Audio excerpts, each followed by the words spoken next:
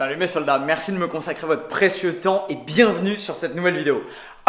Aujourd'hui mes soldats, je vous emmène dans un truc super génial et la journée va être dingo. Tout simplement parce que nous partons pour la Paris School of Business dans le 13e arrondissement. Parce que j'ai été convié à donner, tenez-vous bien, une conférence. Oui mes soldats, une conférence. Je suis super heureux de pouvoir faire ça. C'est des étudiants qui me suivent, qui suivent ma chaîne YouTube, qui m'ont contacté, notamment Julie. Julie, si tu vois cette vidéo, merci à toi. Et du coup, j'ai préparé une conférence d'environ 1 heure qui va s'appeler les clés du succès. C'est pas moi qui ai choisi le titre, mais dans laquelle je vais essayer de transmettre aux étudiants de la Paris School of Business les meilleurs moyens de pouvoir booster sa dynamique de vie, progresser sur ses objectifs et faire avancer ses passions. Je suis super excité. C'est la première fois que je fais une conférence. C'est la première fois que j'ai fait un PowerPoint. La dernière fois, c'était pour ma présentation de master du CELSA. Donc ça date. Je me suis remis un peu sur l'ordinateur, faire une présentation, ainsi de suite. C'est vraiment cool. Du coup, je vous emmène avec moi. Je prends ma petite casquette, mon PowerPoint, mon Mac et on est parti direction le 13e arrondissement pour la Paris School of Business. Bye. Donc merci beaucoup d'être venu à cette conférence, donc la première conférence du BDS. Donc aujourd'hui on accueille Antoine Fonbonne qui est donc coach sportif et coach en développement personnel. Bonjour à tous. Donc il va vous présenter un petit peu son parcours et donc, ce qu'il fait. Et après vous pouvez poser ensuite librement. Voilà, merci d'applaudir. Bonjour à tous, je ne sais pas quel est le micro qui marche le mieux, je vais prendre les deux, ça devrait marcher. Celui-là marche pas mal. Oui, non, 1, 2, avec lequel vous m'entendez le mieux? Celui-là? Celui-là? Celui-là? On vote droite, gauche, celui-là? Ok, je prends celui-là. Bonjour à tous. Avant de commencer ma prise de parole, j'aimerais que vous fassiez un tonnerre d'applaudissements à Julie. Merci beaucoup. Sans qui je ne serais pas là et sans qui rien de tout ça ne serait possible. Alors, on m'a demandé de parler aujourd'hui des clés du succès, comme vous pouvez le voir. Et le nom de la conférence était en anglais, c'était Keys to Success. Le succès, c'est un mot bien prétentieux. On va voir comment l'aborder, on va voir de quoi je vais vous parler et ce que je vais pouvoir éventuellement vous apprendre. Bonjour. C'est 30 pompes pour les retardataires, je suis désolé. Tu les fais avec moi, viens, on se met là. Ce sera 30 squats pour les filles. Alors, qui suis-je? Vous allez vous demander qui est ce mec un peu bizarre qui débarque dans notre école.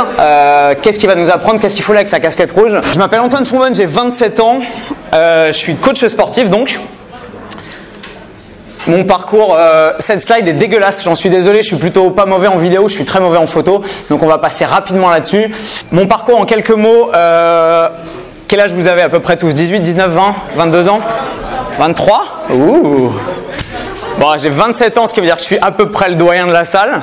Ce qui est bien pour une fois, à part toi. Bonsoir. Pour mon petit parcours, très rapidement, j'ai passé un bac scientifique, mention européenne anglais. J'ai passé ensuite 2 années de classe préparatoire littéraire, classe préparatoire BL pour ceux qui connaissent. Je crois que vous êtes dans une école post-bac directement, c'est ça? Donc pas de prépa pour vous. Ah, vous savez pas à quoi vous avez échappé, vous avez du bol. Donc j'ai fait 2 années de prépa littéraire. Ensuite j'ai fait le CELSA, qui est l'école qui est juste là, qui est une école de communication et de journalisme. C'était à Neuilly, c'était hyper cool. Donc j'ai un master du CELSA en communication et en journalisme. Et après, j'ai fait énormément de trucs extrêmement différents. À l'issue du CELSA, j'ai été journaliste sportif pour Sport et Style, donc pour le mensuel du groupe L'Équipe. Pendant 1 an, c'était vraiment cool. J'ai ensuite été manager chez Abercrombie & Fitch. C'était les belles années. Il y en a peut-être d'entre vous qui m'ont connu à cette période-là. Peut-être pas, tant mieux, remarque. Voilà, et depuis, j'ai été 3 ans manager chez Abercrombie & Fitch, donc sur les Champs-Élysées. C'était une expérience humainement et professionnellement qui était hyper intéressante. Au bout de 3 ans, j'avais un peu fait le tour. J'ai décidé de me barrer, d'aller voir un peu du pays, d'apprendre un peu plus sur moi-même et surtout de créer ma boîte et de vivre de mes passions. Et j'ai décidé donc de vivre de ma passion pour le sport, que j'avais depuis tout petit, depuis longtemps, et de devenir coach sportif. Donc après mon master en sciences de l'information et de la communication au CELSA, je crois d'ailleurs que la dernière fois que j'ai eu un PowerPoint à faire avec un micro à la main, c'était pour soutenir mon mémoire de master. J'ai donc passé un BPGEPS, qui est un brevet professionnel de la jeunesse, de l'éducation physique et des sports. Et je sais, le nom est bizarre. Il est chelou. C'est tout simplement le seul diplôme qui permet en France de pouvoir enseigner et coacher en étant rémunéré et protégé par les assurances pour pouvoir le faire. Donc c'est le seul diplôme de premier niveau qui vous permet de pouvoir coacher vos clients et d'être payé pour le faire en tant que coach sportif. mon BPGEPS en poche, du coup, je me suis mis à travailler au Clé, qui est une salle dans le 2e arrondissement, une salle haut de gamme qui est hyper cool, vous n'avez pas de photos. Mais pour ceux qui connaissent, c'est une très bonne salle, c'est cool.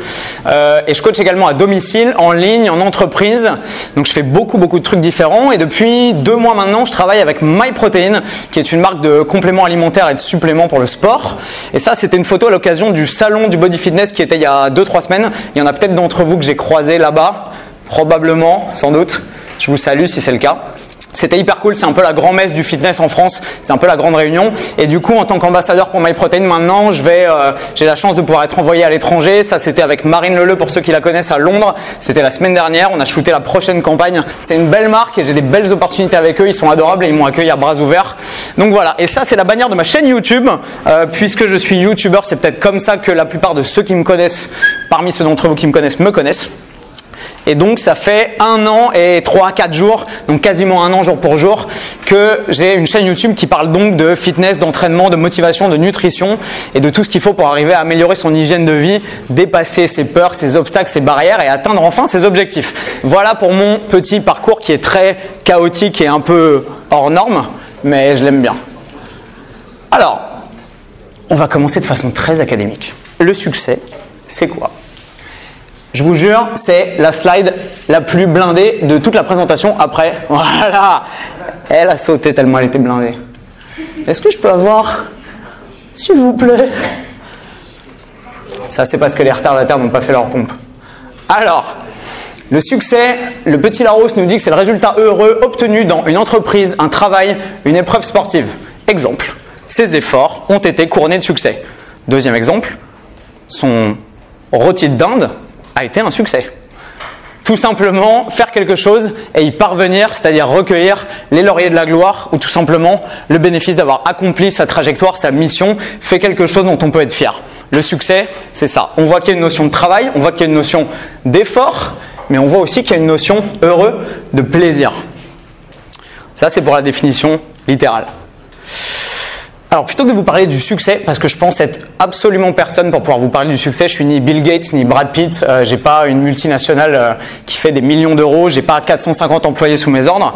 Tout ce que j'ai, c'est une petite dynamique et une démarche que j'aime, des clients que j'aide à s'améliorer, des gens qui croient en moi, qui me suivent. On est plus de 8000 maintenant sur ma chaîne YouTube et ça me fait énormément plaisir de voir à quel point les gens me suivent. Donc, ce que je vais essayer de vous transmettre dans cette heure où on va être ensemble, c'est pas comment atteindre le succès, ce serait assez prétentieux selon moi, c'est tout simplement comment booster un peu votre dynamique de vie et votre hygiène de vie pour vous concentrer sur le progrès qui, à mon sens, est la condition sine qua non du succès.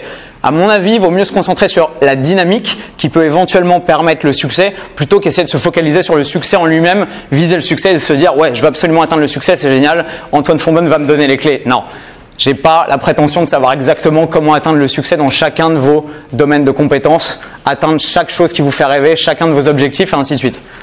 Le truc cool en revanche, c'est que je crois que vous allez, grâce à ma conférence, décrocher un crédit Discover, c'est ça? Ce qui veut dire que vous êtes obligé de rester avec moi pendant 1 heure. Boum! Voilà, ça c'est bien. Donc 2 règles essentielles du succès. La première règle, c'est le progressive overload. C'est tout bête. Pour pouvoir progresser, il faut appliquer à son corps, à son esprit, aux choses qu'on fait, un progressive overload, c'est-à-dire une surcharge progressive, une incrémentation progressive de difficultés dans chacun des domaines dans lesquels vous allez vous lancer. Si vous prenez des cours d'anglais, première fois que vous arrivez, tu arrives en anglais, tu ne sais pas parler anglais du tout, première phrase qu'on va t'apprendre c'est « Hey, my name is Pamela ». Deuxième phrase, « Brian is in the kitchen ». Celle-là, tout le monde la connaît. C'est tout bête. Le deuxième cours d'anglais, vous aurez 2 phrases, on va vous en apprendre une 3e, et une 4e, et une 5e, et ainsi de suite. Au fur et à mesure, si vous voulez progresser, quel que soit le domaine de la vie dans lequel vous voulez avancer, il faut que vous appliquiez à votre stratégie une petite incrémentation progressive. C'est la même chose en muscu. S'il y a des mecs qui poussent, j'espère qu'il y a des mecs qui poussent. S'il y a des filles qui poussent, c'est exactement pareil. C'est la même chose en muscu, c'est la même chose en entraînement, c'est la même chose si vous apprenez les échecs, une langue étrangère, bref. Progressive overload, c'est la règle du progrès. Deuxième règle, le progrès n'est jamais linéaire. Et cette règle, quand on la comprend pas, c'est le lit généralement de beaucoup de déceptions. J'ai pas mal de mes clients qui viennent me voir au bout de 2-3 semaines après avoir débuté un programme et qui me disent « Antoine, je comprends pas, je fais les choses bien, je mange exactement ce que tu m'as dit, je m'entraîne exactement comme tu m'as dit de m'entraîner et pourtant là ça fait 3 jours, j'ai pas perdu de poids. » C'est normal. C'est comme ça que ça fonctionne. Le progrès n'est jamais linéaire. Il y a des jours où vous allez progresser comme ça, vous allez vous lever le matin, vous allez être en super forme, vous allez avoir une pêche de malade, vous allez faire 1 kilo de moins que d'habitude, vous allez être super tracé, ainsi de suite. Ce jour-là, vous allez faire toutes les choses bien à la lettre et le lendemain, vous allez vous lever et vous n'aurez pas bougé. Comment ça se fait? Bah, c'est normal. On n'est pas des machines, on n'est pas des robots bien réglés. Et quand on nous pousse dans la bonne direction, on avance pas à pas et graduellement. Non, le progrès, il est chaotique. Mais à partir du moment où on fait les choses bien et on garde une perspective de long terme, on est sûr qu'on progresse sur le long terme. Et pour pouvoir être sûr de progresser sur le long terme, je vais vous donner ce que je pense être les 20 clés. Ça va être ça, nos keys to success. Ça va être selon moi les 20 clés du progrès. Astarive 20 clés, c'est plus des clés, c'est un trousseau. Je vais vous donner du coup les 20 clés de 1 à 20. On va faire ça de façon un peu académique. Disons que si vous avez les 20 sur 20, vous aurez peut-être une bonne note à l'examen final du progrès. Mon but, ça va être de vous donner les 20 clés du coup qui vont vous permettre de progresser le plus possible. C'est les 20 clés que j'adopte quotidiennement dans ma démarche pour pouvoir progresser, pour pouvoir toujours aller de l'avant dans mes objectifs. Et je vais essayer de vous les transmettre.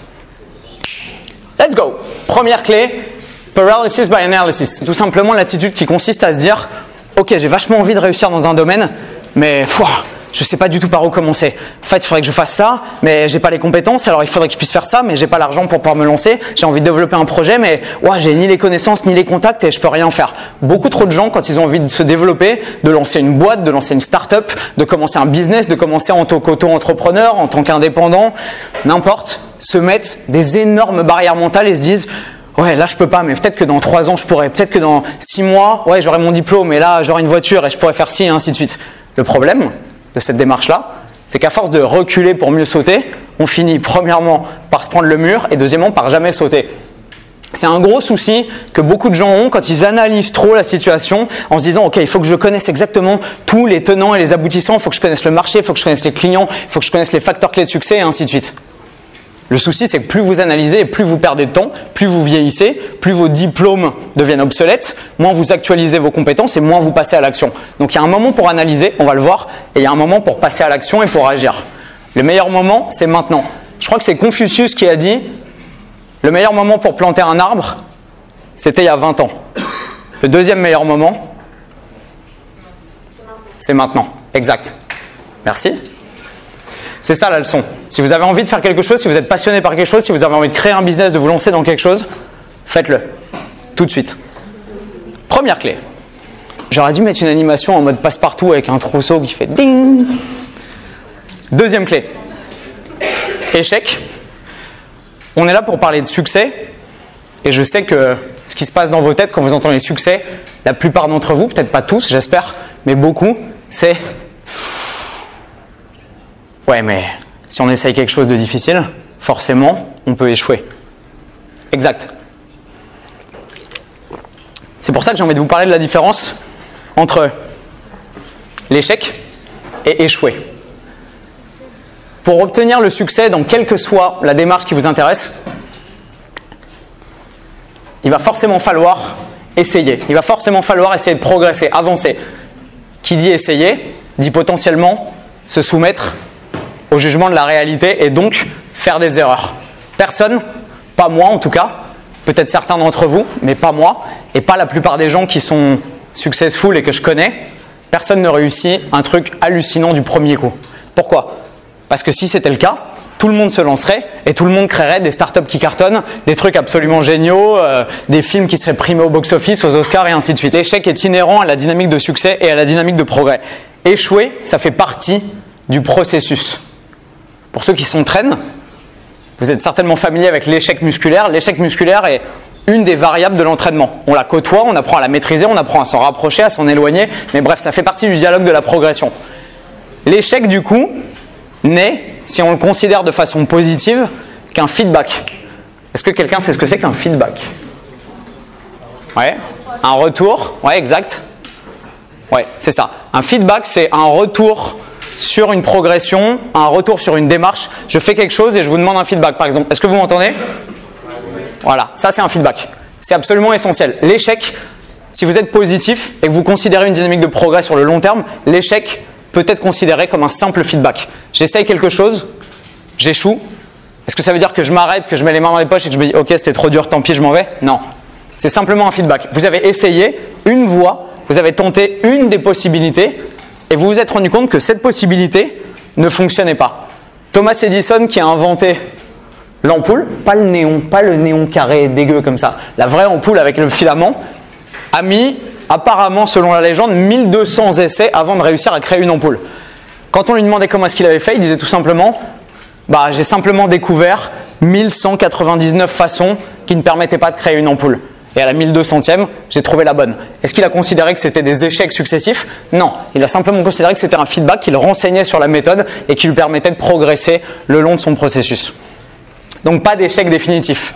Échouer, c'est accepter la défaite. Rencontrer un échec, c'est simplement le considérer comme un feedback et se permettre à soi-même de continuer à progresser et d'avancer. Troisième clé, ding! Ce que pensent les gens. Je sais qu'il y en a beaucoup d'entre vous à votre âge, et c'est normal, parce que vous êtes bercés avec les réseaux sociaux, avec Instagram, avec Facebook, avec YouTube, avec Snapchat, avec Twitter, avec Periscope, j'en passe. Il y en a beaucoup d'autres qui se disent « Oh, mais qu'est-ce que les gens vont penser? Et si j'essaye de faire ça, ça va être la honte. Non, je vais m'afficher. J'aimerais trop faire ça, mais... » On est tous sous le jugement de quelqu'un. On est tous sous le regard des autres. Là, vous êtes combien face à moi? 90, 100, 130, 120? J'aurais dû vous compter. On aurait dû faire une pompe pour chacun des participants. Ça aurait été cool. Je ne sais pas combien vous êtes. Mais vous êtes tous là face à moi. Je connais quasiment personne d'entre vous. Et forcément, je suis face à votre jugement. Qu'il soit bienveillant ou que vous soyez en train de vous dire « Mais qu'est-ce que ce petit con est en train de nous raconter ?» Forcément, je suis là face à vous et ça veut dire que vous me voyez, vous ne savez pas qui je suis, vous faites une idée, vous faites un jugement, éventuellement vous m'envoyez un feedback positif comme on l'a vu avant, mais forcément je suis jugé, on l'est tous. À partir du moment où on sort de chez soi, et maintenant on peut sortir de chez soi physiquement mais aussi virtuellement, on peut sortir de chez soi par Instagram, par YouTube et ainsi de suite, à partir du moment où on se met sous le regard des autres, on se soumet au jugement, quoi qu'il arrive. La force qu'il faut que vous appreniez à développer, c'est de ne pas prêter attention ni au jugement ni aux critiques. Le souci, c'est que les critiques, vous allez en avoir beaucoup. À partir du moment où on crée quelque chose qui vaut la peine d'être créé, où on se donne, on essaye d'aller vers l'avant, on essaye de progresser. Critique après critique après critique. Tout simplement parce que les gens sont méfiants, tout simplement parce qu'ils sont jaloux parfois, parce qu'ils n'ont pas envie de vous voir triompher, ils n'ont pas envie de vous voir réussir, et qui se disent « Waouh, ce mec il fait ça là, avec ses bras de 35 cm, il est ambassadeur pour MyProtein ?» Non. Des critiques, vous en aurez toute votre vie, sans arrêt, par tout le monde. Même par les gens qui vous aiment, par vos parents, par vos frères, par vos sœurs, par vos potes. Tout simplement parce que les gens éventuellement ont peur pour vous, mais surtout parce qu'ils ont un peu envie de vous voir vous ramasser. J'ai une petite citation dans ma poche droite, plutôt cool, qui nous vient de monsieur Rudyard Kipling. Qui connaît Kipling? Vous me ferez plaisir. Rudyard Kipling est le mec qui a écrit le livre de la jungle. Bien, il y en a qui connaissent leur classique. C'est un de mes livres préférés. Il a aussi écrit un poème qui est très cool qui s'appelle « Tu seras un homme, mon fils ». Qui connaît? Personne? Je vous en lis un tout petit passage. « Si tu peux supporter d'entendre tes paroles travesties par des gueux pour exciter des sots, et d'entendre mentir sur toi leur bouche folle, sans mentir toi-même d'un mot. Si tu peux rencontrer triomphe après défaite, et recevoir ces deux menteurs d'un même front, si tu peux conserver ton courage et ta tête, quand tous les autres les perdront. Alors, les rois, les dieux, la chance et la victoire seront tes esclaves soumis. Et ce qui vaut mieux que les rois et la gloire, tu seras un homme, mon fils. Bingo. Ça, c'était les jolies paroles de Rudyard Kipling qui nous disait il y a bientôt 125 ans qu'en fait, on s'en fout. Des haters, vous en aurez forcément, toujours. La meilleure réponse à faire aux haters, c'est celle-là. C'est de ne pas répondre. Bon, je vous accorde qu'en fonction du contexte, la meilleure réponse, ça peut être celle-là aussi, ou un bon coup de coude bien placé derrière les cervicales, ça détend, mais ce n'est pas forcément tous les jours possible. La meilleure réponse, c'est de ne pas y prêter attention. Vous aurez toujours des obstacles, vous aurez toujours des critiques, vous aurez toujours des gens qui vont essayer de se mettre en travers de votre chemin. Si vous êtes positif, si vous croyez en ce que vous faites et si vous essayez d'aller toujours vers l'avant, ça ne comptera absolument pas. Quatrième clé. Votre perception du monde. Votre potentiel de succès. Et ça, c'est une notion qui paraît un peu floue, mais qui est absolument capitale. Votre potentiel de succès à vous quel que soit le domaine dans lequel vous voulez investiguer, dépend à 99,9% de ça. Il y a quelqu'un qui a dit, si vous pensez en être capable ou si vous pensez en être incapable, dans les deux cas, vous avez raison. Votre perception, c'est tout simplement, est-ce que je me vois comme triomphant? Est-ce que je me vois comme capable de réaliser quelque chose de vraiment cool? Est-ce que je me vois capable de monter une famille, d'être heureux, d'être aimé pour ce que je fais, de monter une entreprise qui cartonne, d'avoir des gens qui travaillent pour moi, qui vont me faire confiance, d'avoir des clients qui vont valoriser ce que j'ai à leur apporter? Est-ce que je vais être capable de monter une multinationale et d'apporter une vraie solution au monde et aux gens qui m'entourent? Ça, c'est votre perception du monde.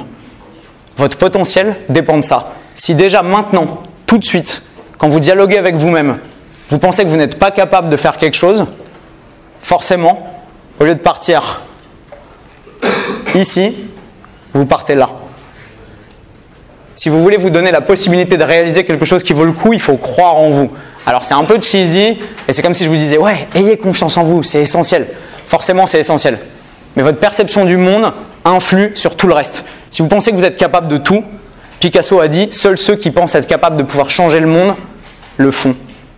C'est aussi bête que ça. Quel que soit ce dont vous pensez être capable, ça se réalisera éventuellement si vous bossez dur pour pouvoir l'obtenir et le réaliser, mais si vous vous en pensez incapable, ça ne marchera pas. Ça vous parle ce que je raconte ou je parle en chinois? Ouais? Non? Oui? Oui? Sûr? Génial. 5e clé. Optimal vs parfait. Pareil que dans la logique de la paralyse par l'analyse, ou la paralysie peut-être en français, beaucoup de gens attendent d'avoir une situation absolument parfaite pour pouvoir se lancer. Les mecs, quand vous êtes en boîte ou en soirée, vous êtes bien sapé, vous avez mis du parfum, vous êtes au max. Et là, vous voyez une fille qui vous plaît pas mal. Vous dites quoi? Il y a deux options. La première option, celle qu'on voit très souvent, c'est « Putain, elle est super mignonne. Attends, merde, elle me regarde. Attends, merde, elle m'a vu, ça y est, elle m'a vu, elle me regarde. Putain, qu'est-ce que je fais? Comment j'y vais? Là, si vous faites un peu de muscu, vous essayez de sortir les pecs, vous dites ok. C'est bon, elle me voit là, c'est bon? Et en fait, vous allez passer 10 secondes, 15 secondes, 20 secondes, 30 secondes à vous retourner les scénarios dans votre tête, à vous dire attends, imagine si je vais vers elle et que putain, elle me met un gros bâche, en plus il y a tous ses potes, tout le monde va me juger, oh c'est la honte, arrête, comment? Paralysie par l'analyse. Et là, pendant ce temps-là, la fille, elle est tranquillement en train de discuter avec sa copine, elle fait il est pas un peu chelou le mec là-bas là? La deuxième stratégie, qui est évidemment la bonne, c'est tout simplement d'être tranquillou avec son verre, de voir une fille qui vous plaît, et de marcher direct dans sa direction pour aller l'aborder. Je caricature un peu, mais dans la vie, si vous voulez attendre d'avoir une situation absolument parfaite pour pouvoir vous lancer et créer quelque chose, ça n'arrivera jamais. Il n'y a pas de situation parfaite. La seule situation parfaite, c'est celle que vous allez pouvoir déployer avec toutes les données imparfaites du problème. Il n'y a jamais de situation où vous êtes bien rasé, bien coiffé, vous avez mangé comme il faut, votre système digestif est au top, vous avez les bonnes sapes, tout le monde vous kiffe et les planètes sont alignées pour pouvoir vous permettre de faire un strike. Ça n'arrive jamais. Non. Si, ça t'est arrivé toi? Moi, ça m'est jamais arrivé. Par contre, si au lieu de vous concentrer sur la perfection, vous allez chercher l'optimal, vous allez chercher ce que vous pouvez faire de mieux avec ce que vous avez en ce moment, tout de suite, avec les compétences que vous avez, avec les réseaux que vous avez, avec ce que vous savez faire, avec les langues que vous parlez, avec les gens que vous connaissez. Là, vous pouvez commencer à avancer. Là, vous pouvez commencer à proposer un produit. Il y a une expression qui dit « si vous n'avez pas à rougir du premier produit que vous avez lancé, c'est que vous l'avez lancé trop tard ». Se concentrer sur l'optimal, c'est à mon sens une façon déjà de se libérer du stress de la perfection, parce que la perfection n'existe pas.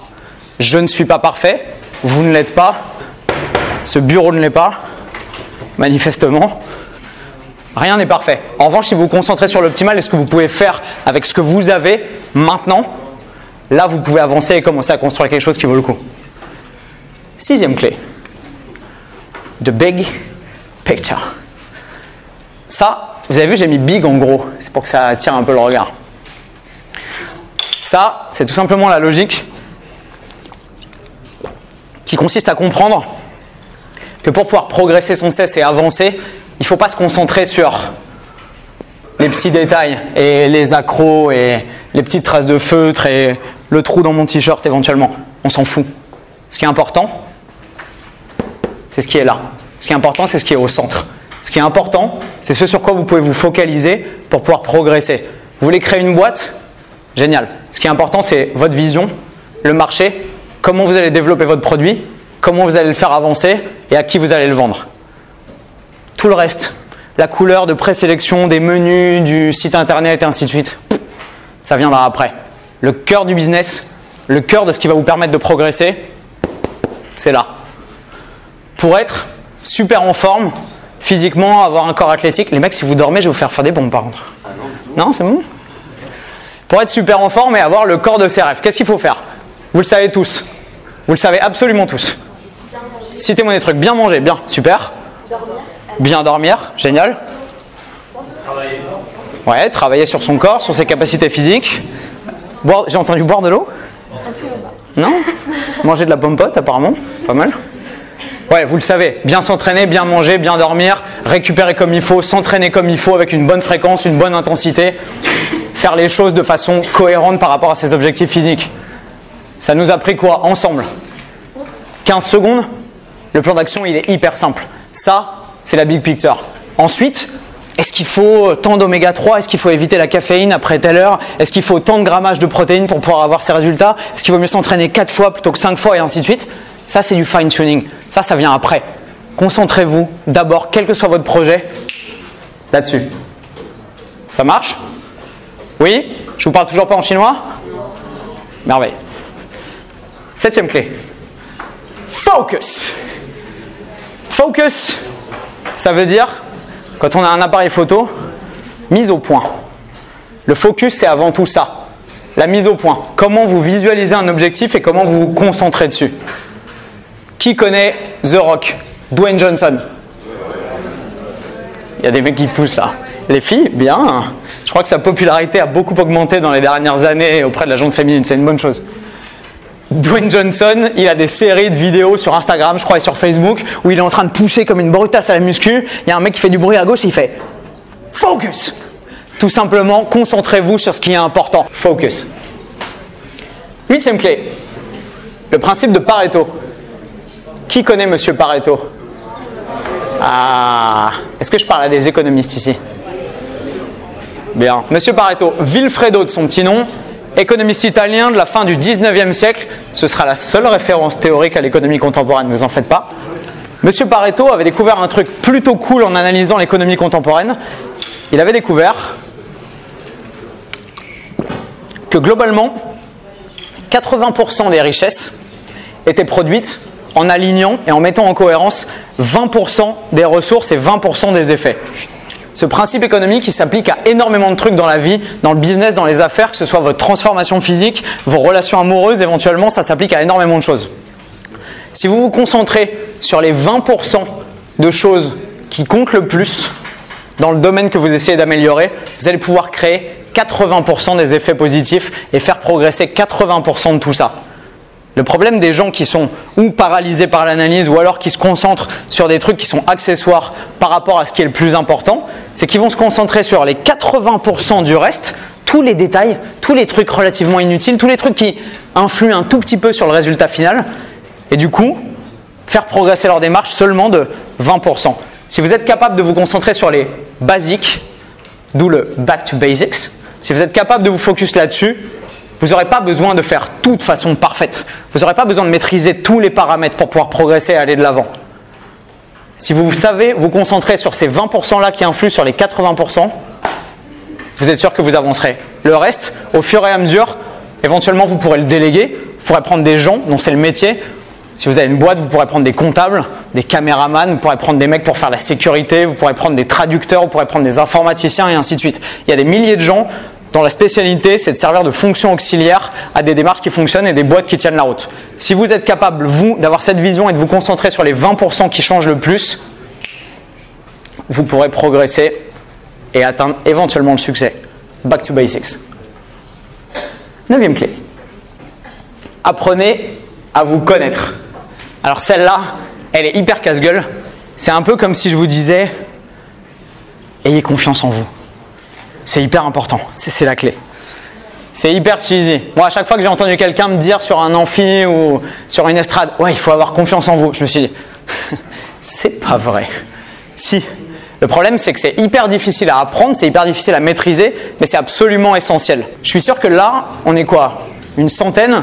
Il y a au moins une centaine de façons de travailler et d'atteindre ses objectifs. Peut-être que toi, tu fais des fiches. Toi, tu as une tête à faire des fiches, non? Tu fais des fiches? Du tout. C'est quoi ton prénom?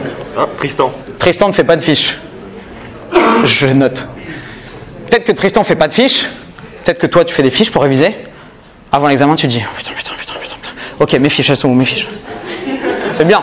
On est tous super différents, d'accord? Moi, j'ai fait des prépas. En prépa, on essaie de nous inculquer une seule méthode de révision, de travail, d'assimilation des connaissances. Un seul canal, révisez comme ci, apprenez comme ça et ainsi de suite. Bullshit. On est tous différents. Le but du jeu, en apprenant à vous connaître, c'est d'apprendre à savoir comment vous fonctionnez de façon optimale.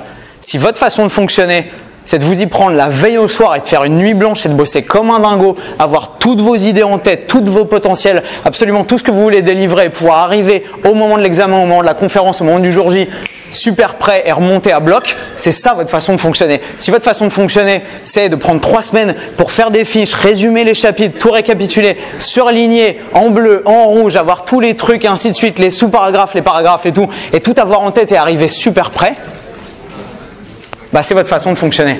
Apprenez à fonctionner de la façon dont vous fonctionnez de façon optimale. Apprendre à se connaître, ça va vous permettre de savoir faire ça. Plus vous allez le faire, plus vous allez progresser, plus vous allez prendre de feedback sur vous-même, sur votre potentiel de travail, sur votre capacité à récupérer, sur la façon dont vous dormez, sur la façon dont vous pouvez arriver à être avec les autres tout en faisant avancer vos trucs à vous, dans la façon dont vous pouvez être social, sortir et alterner entre équilibre de vie sociale et progrès professionnel par exemple. Plus vous allez recueillir de données les unes après les autres au fur et à mesure des années, meilleur vous allez être. C'est extrêmement important. 10e clé.